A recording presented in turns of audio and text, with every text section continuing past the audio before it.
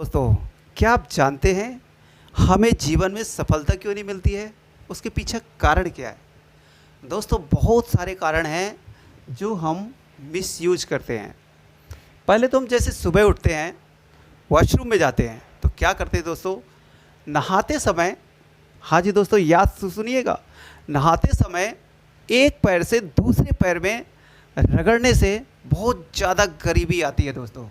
याद रखिएगा, नहाते समय हमको एक पैर को दूसरे पैर से कभी भी नहीं रगड़ना चाहिए।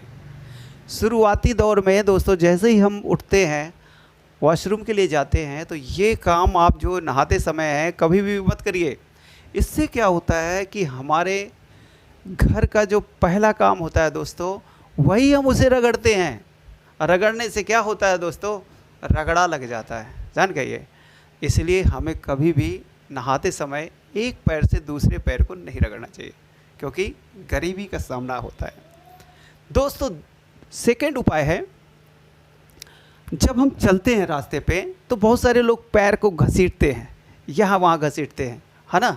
वो चीज़ तो आप भूल के न करिए, क्योंकि ये शास्त्रों में बताया गया है कि पैर घसीटने से राहु खराब हो जाता है। भगवान ने यदि हमें दो पैर दिए हैं तो हम इसका सही यूज करें, हम मिस यूज क्यों करें?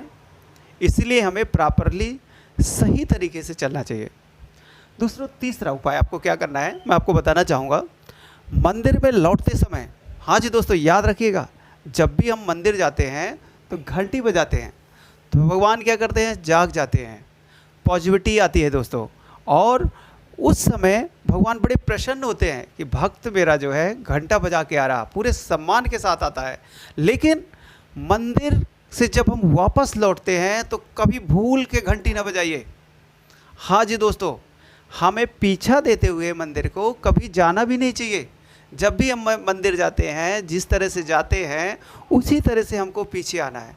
और याद रखें कि घंटी ना बजाएं, इससे शक्तियाँ जो बैठी होती हैं मंदिर में नाराज़ हो जाती हैं, उससे गलत प्रभाव पड़ता है। मंदिर जाने का मतलब है कि हम घंटा बजाते हुए जाएं, सीधे जाएं माता के यहाँ या परमेश्वर के यहाँ। जिस दरबार में भी आप जाते हैं तो बिल्कुल नंगे पैर होकर, सर में कपड़ा डाल करके माता के दरबार में बिल्कुल चरणा अर्पण करते हुए सीधे निकलें। तो दोस्तों, ये छोटे छोटे कारण हैं जो हमें मालूम नहीं होते हैं और उसकी वजह से कभी कभी हम परेशान होते हैं। एक और कारण बताता हूँ दोस्तों, हम लोग घर से निकलते हैं, सुबह पूजा करने के बाद आप माथे में केसर का तिलक लगाएं। हाँ दोस्तों, माथे में केसर का तिलक लगाएं, बहुत शुभ माना जाता है दोस्तों। और कभी भी आदमी को बुराइयों का सामना नहीं करना पड़ता है, उसको नज़र नहीं लगती है, और वो जिस काम के लिए निकलता है ईश्वर की कृपा से वो पूरे होते चले जाते हैं। तो कौन से उपाय दोस्तों आपको करना है? माथे पर हमें केसर का तिलक लगाना है। जब भी हम घर से बाहर निकलते हैं, ऑफिस के लिए निकलते हैं, खेलने के निकलते हैं, है ना? हम जानते हैं कि हमारे घर में नहीं होता है, फिर भी हमको इन सब चीज़ों को अरेंज करना है। एक और उपाय बताता हूँ दोस्तों, शुक्रवार के दिन आप खीर बनाइए। हाँ जी दोस्तों, हो सके तो आप ड्राई फ्रूट्स की खीर बनाइए और माता महालक्ष्मी, लक्ष्मी जी के सामने अर्पण करिए। और उसी भोग को, जो हम खीर बनाते हैं भगोने में रखते हैं, उसी भोग को जो माता के यहाँ, उसे चम्मच में लेकर के पूरे भगोने में रख करके पूरे परिवार के साथ खाइए। शुक्रवार के दिन हफ्ते में एक बार जरूर ये काम करें, आपके घर में सुख, शांति और समृद्धि आएगी।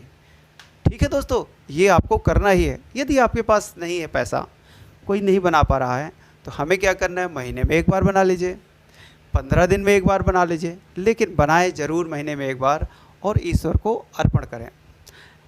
नेक्स्ट बात है दोस्तों, घर में लड़ाई न करें, कलेश न करें। जो छोटी छोटी बातों में तू मैं चालू हो जाते हैं। जैसे पति जी आए तो चालू हो गए, क्यों ये काम ऐसा रखा हुआ, ये काम ऐसा रखा हुआ है, तुमने अभी तक ये नहीं किया है। नहीं नहीं बाबा, ऐसा बिल्कुल नहीं करना, क्योंकि हमारा घर संसार एक एक कोना प्रेम से बना होना चाहिए, एक एक कोने से पॉजिटिविटी आना चाहिए। हम तलाशते हैं शांति और घर में फैलाते हैं अशांति। तो शांति हमें कहाँ से मिलेगी? आपको शांति काम वाली ही मिल जाएगी, बाकी आपके मन की शांति नहीं मिलेगी दोस्तों। घर में छोटी छोटी बातों में कलेश तो बिल्कुल नहीं करें, उसको आराम से। हाँ, हम जानते हैं आज कलयुग में ऐसा होता है कि बात को आदमी बढ़ाते हुए आगे चलता है, लेकिन बढ़ा के भी हम क्या करेंगे? कोई युद्ध तो जीत नहीं लेते हैं, कोई मेडल तो जीत नहीं लेते हैं। इसलिए हमें शांति का प्रतीक साइलेंट रहना चाहिए दोस्तों। साइलेंट रहिए, घर के माहौल को इतना अच्छा करिए कि घर में एकदम पॉजिटिविटी आ जाए और आदमी तरक्की पाने लगे। तो याद रखिए दोस्तों, मेरे बताए हुए टिप्स आपको पहुंचा देंगे बिल्कुल आपको 7वें आसमान पर। ये रहा राज सर का टिप्स सफलता का। तो दोस्तों मुझे दीजिए इजाज़त, मैं आऊँगा नेक्स्ट वीडियो में आपके लिए कुछ एक नया लेकर के। जय माता दी।